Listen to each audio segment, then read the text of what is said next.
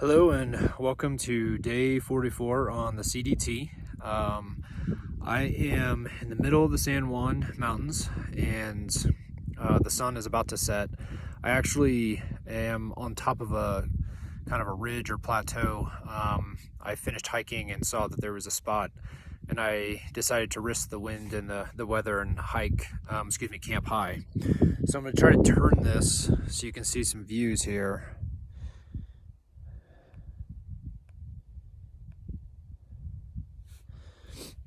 And I don't want to turn it towards the sun to blind y'all, but hopefully you were able to see a little bit of the mountain that we just came over. And so we dipped down from that mountain into a little valley, and then we did the ascent up here, and then we'll walk across a little bit and then descend. I'm not sure if we're going to tree line or if it's just a slight descent down to water or whatnot. But so I figure I'd do two things with today's video. But before we jump in, a huge shout out to everyone who texted me and wished me a happy birthday. I forgot to mention yesterday on June 9th, it was my birthday, and some of you folks remembered and you sent me text messages, and I was able to get a couple of bars of service over on the mountain over there, and I was able to receive those messages.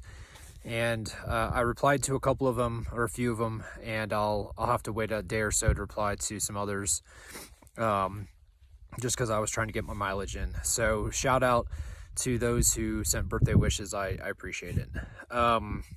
So the first thing I think we'll do today is the knife's edge.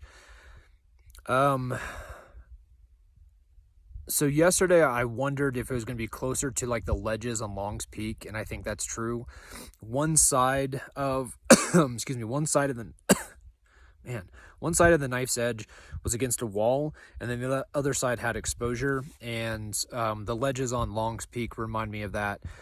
What also reminded me of that was there's a mountain called Kit Carson. It's a 14,000 foot mountain in Colorado, or a 14er, and it's right next to Columbia Point, which is also a 14er.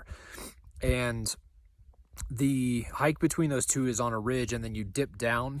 And if I remember correctly, I believe they call that walk the highway, I think is what they call it.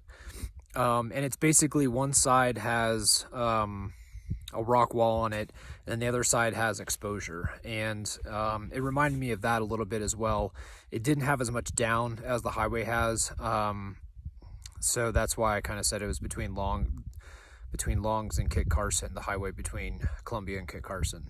So it was there was a little bit of snow. I didn't have to use traction. I used my ice axe just to make sure nothing went bad, but the snow's fairly melted out. So it's amazing how quickly the snow's melting down here in the San Juans, which I love this mountain range, and I'm really glad I took the long route to see more of it before we get out of it. The second thing we'll do tonight is I still have to eat, so we'll kind of make this quick, but I realized that I don't think I discussed the day in the life of a thru hiker. Everyone's a little bit different and they take a different tact, but overall, hiking miles is our job, and so we can't really slack at our job. We have to get our miles in, or we run the risk of getting behind in the season and hitting snow up in Montana if you're a northbounder, or hitting snow in Colorado if you're a southbounder. And so today I think was a good example where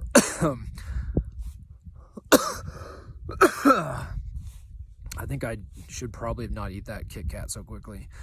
I got up at 5 a.m., which is rough for me. I'm not a morning person. However, the pre-dawn light is already glowing.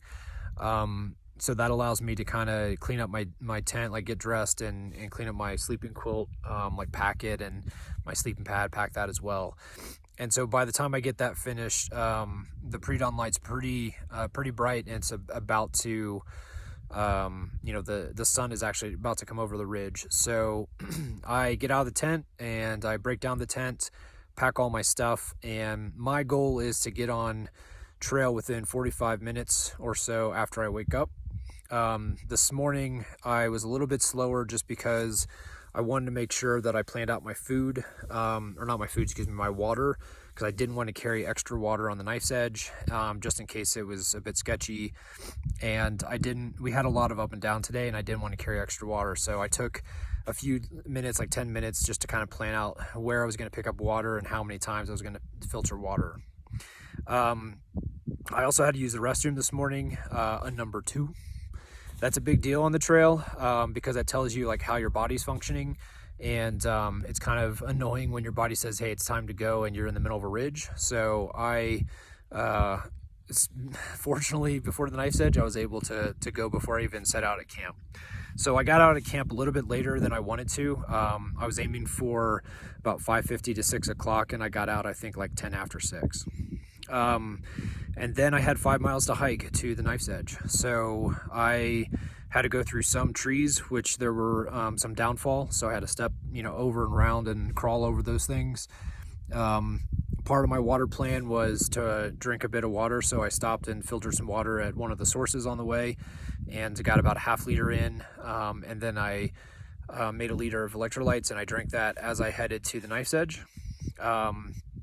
The knife's edge hike, because there was some ascending and descending, it actually took me about it was about 3 hours to get the five-ish miles in. It was a little over 5 miles. I'm in the mountains. I'm trying to do about 2 miles per hour, but because I had to stop for water, then that explains why I was a little bit off that pace. But I did get to the knife's edge a little after 9, which is what my goal was, to get there about 9 and make sure that the snow was still firm. I didn't want any kind of squishy snow or soft snow.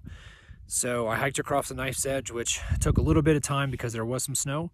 And then once I got past the knife's edge, I stopped and got water and watered up a bit, because I was carrying very minimal water across the knife's edge. And then I hiked some more. So there was a pretty, I think if I remember correctly, we did a little bit of a kind of a traverse, and then we did some down after the knife's edge. And down is slow for me, so I can ascend much quicker than I can descend, because I'm worried about rolling my ankle and kicking rocks and that kind of stuff and re-injuring my feet. So descending is pretty slow. The ascending I love. So I descended pretty slowly after a couple of ascensions, and I stopped to fill up my Nalgene.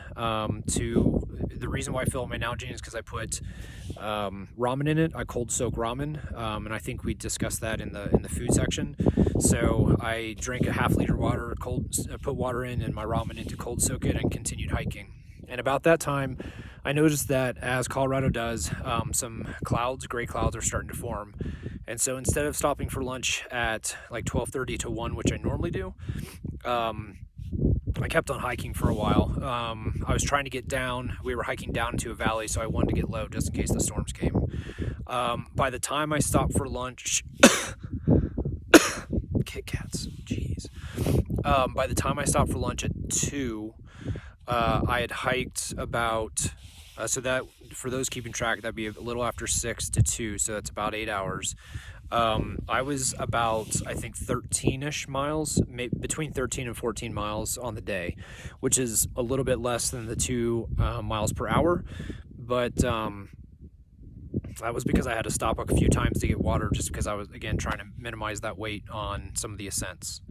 So after lunch, I only stopped for a half an hour. I actually stopped around a group of hikers, so I was able to, kind of talk with them, which was great. And after lunch, I knew I needed to get about between 6 to 7 more miles in, because I want to really stick around like 19 miles per day to get me to town, and that last day not having a lot of miles to hike into town and get there and the store's closed. So again, straight after lunch, we did an ascension, and it was a pretty large one. So I kept my water low.